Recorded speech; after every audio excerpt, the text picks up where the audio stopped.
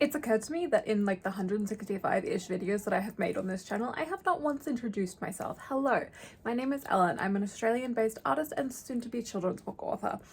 My debut picture book for ages 0 to 8, The Adventures of Pumpkin Patch the Black and White Cat, will be available for sale on Amazon and all good online and in-person bookstores from October 1st, 2023. I've also essentially never really introduced this channel, which is probably a massive oversight. This is a channel where I try to document myself learning new skills. At the moment, I'm working on a massive renovation of this house that you see behind me, which is why you also see all of this junk behind me. This room will soon be a functional office/craft room, but right now it's just a pile of boxes and mess.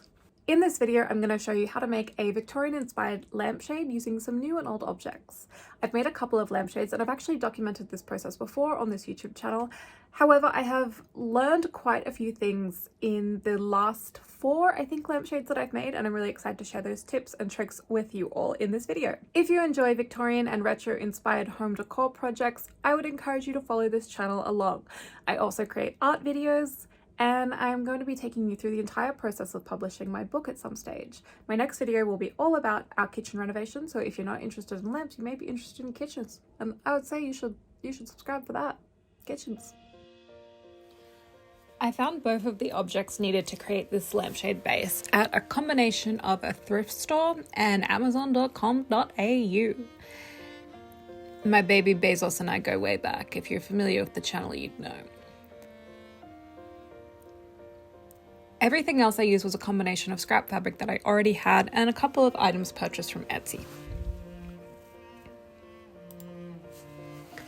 I knew that I wanted to make this lamp in colours that would match my bedroom, so I started by cutting up small strips of silver fabric. This is a satin back crepe left over from a couple of sewing projects that I did a few years ago, and slowly wrapping those around the lampshade frame. This is a really small lampshade frame, so I did have to find a small lampshade base to go with it, and I was pretty successful with that at the thrift store.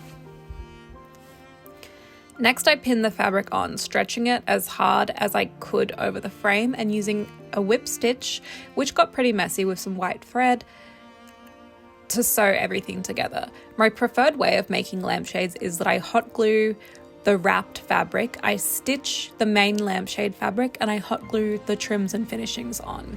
I used a black chiffon to create these little rosettes, and all I really did was cut out 2 big rectangles, 2 to 3 times the size of the sections that I wanted to create, and then kind of just gathered them and stitched them and pinned them how I wanted.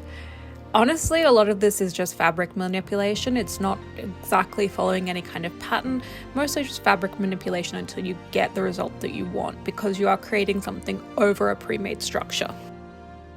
These embroidery pieces I purchased from Etsy, and they went perfectly with the color scheme that I was trying to go with, which was a lot of soft pastels, soft gold, soft blues, and a little bit of pink, which is essentially the main color theme of what I like to call my Snow White inspired bedroom.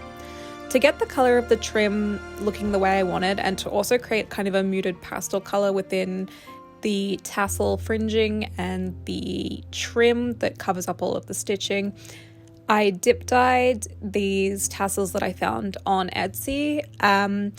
These did not take dye very well. I'm not 100% sure why. I've dyed synthetic tassels before and it's taken the color beautifully, but for some reason these ones just really didn't want to take. I was using the same dye that I normally use, the same method that I normally use, but I used a combination of Rit dyes in cerulean blue and black, and the fact that the color wouldn't take actually worked out in my favor. What ended up happening was that I got this really pretty muted pastel grayish purple that actually matches quite a bit of the rest of our house, which is going a kind of purpley color in our main entryway, kitchen and dining room. So that actually worked out beautifully, and I also got a slight ombre effect as well, which was really lovely.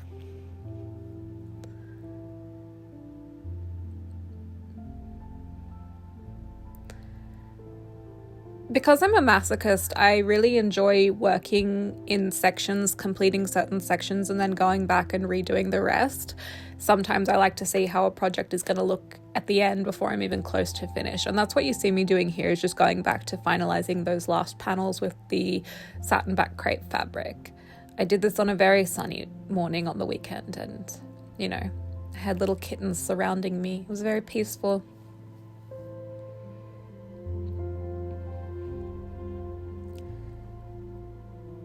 And I'm just continuing with that whip stitch. I always find that I get better with the whip stitch as I go, and I create a few less knots. When I finalize the whip stitch, I'll just go in with my scissors and trim anything off, being super careful not to cut any of my panels. So I found that you can purchase a lot of lampshades online from places like Amazon, Etsy, and even eBay, but you have to be really aware of what you're looking for. I found this lampshade in particular on a whim, and I also found a bigger version of it on Amazon, but I've recently ordered some tulip-shaped lampshade frames for another lampshade project that I'll be doing later. As I mentioned before, I typically sew the fabric down, but with the trim, I will hot glue it down.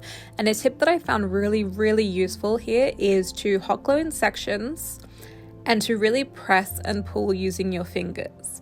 So you can see me here, I'm pressing my fingers down onto the sections that I've already hot glued, and I'm pulling taut so that the trim kind of wraps around the wire underneath it and really covers it up and lays flush and flat.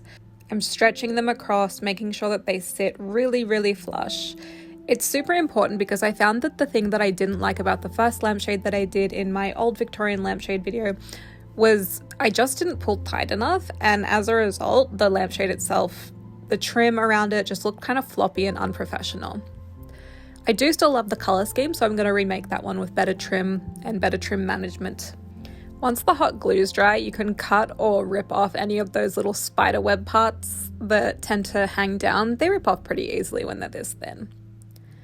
Now I'm continuing to glue down the embroidery.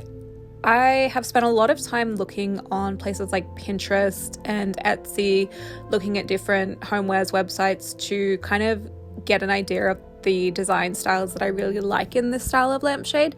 And I found that I thought that things looked the best when the embroidery was actually placed over the top of everything as the final piece. There are some exceptions, and in a future lampshade project, I'm going to show you another idea that I have where the embroidery is kind of embedded under some mesh. But for this style in particular, where the embroidery wraps all the way around the lampshade, I felt like this was kind of a better option. I made sure to snip out the netting where needed. It's not needed everywhere because the netting will blend in quite well, but in some spots you need the embroidery to curve correctly and lay flat, and you also just don't want the netting to look, really obvious in places where it's going to stand out.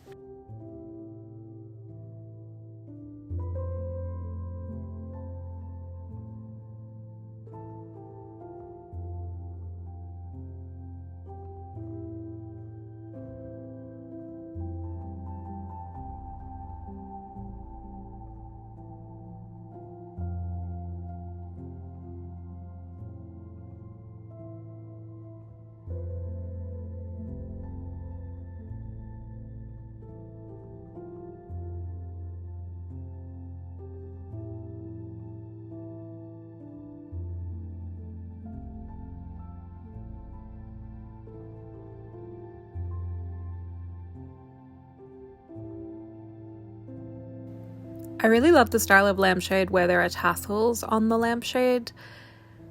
So I hot glued these tassels that I'd had for quite a while just underneath the shade, kind of on each side of the rosettes that I had made to give it a sense of evenness and uniformity.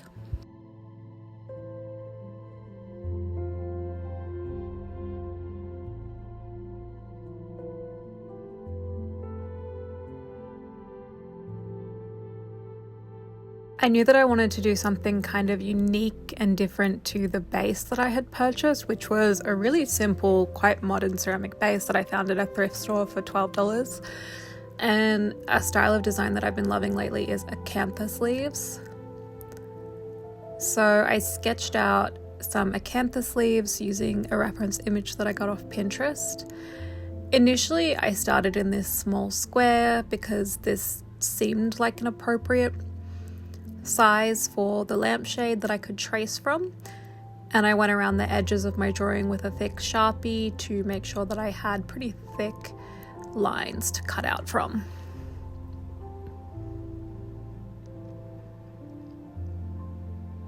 So this is the lampshade that I initially had and what it looked like when I purchased it from the thrift store.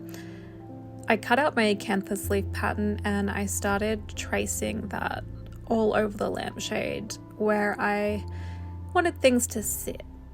Here I am using one of my expensive waterproof pens to do that because I don't personally know how to take care of things that I should know how to take care of.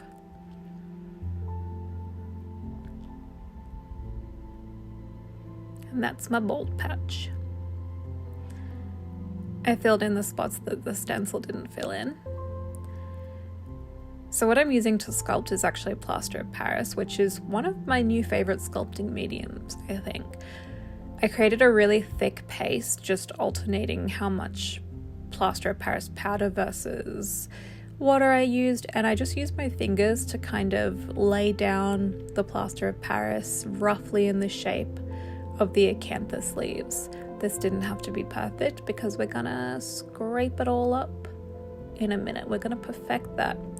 We're gonna pull the Dremel out and we're gonna, Dremoli it. We're gonna carve into it like masters of yore.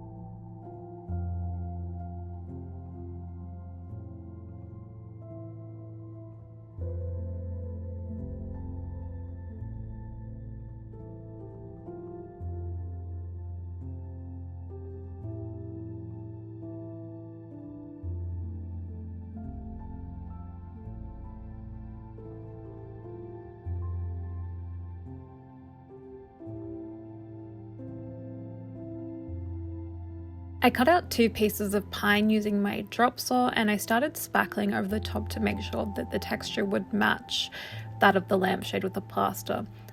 I'd ordered these jewelry box feet from an eBay store, I believe, and my plan was to screw them to the base of this wooden block and then to glue the lamp to this wooden block so that it had a little bit more height and a little bit more of an interesting shape.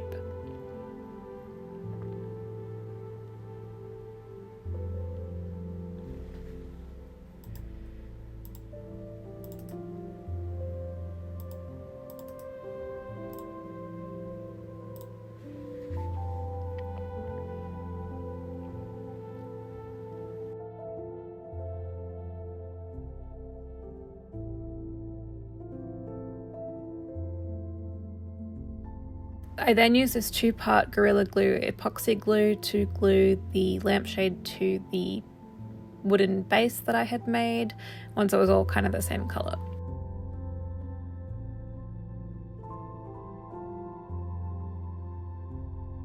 To get the kind of glazed paint effect that I was going for, I used several layers of thin paints in pastel blues, greens, and then also some black. I really like this miniatures paint. It's from the brand Vergello, and ideally it's supposed to be used to weather miniature dioramas and miniatures and armor and things like that in cosplay, but I used it here just to add a little bit of antiquity and kind of like a rusted patina effect to the painting that I was doing.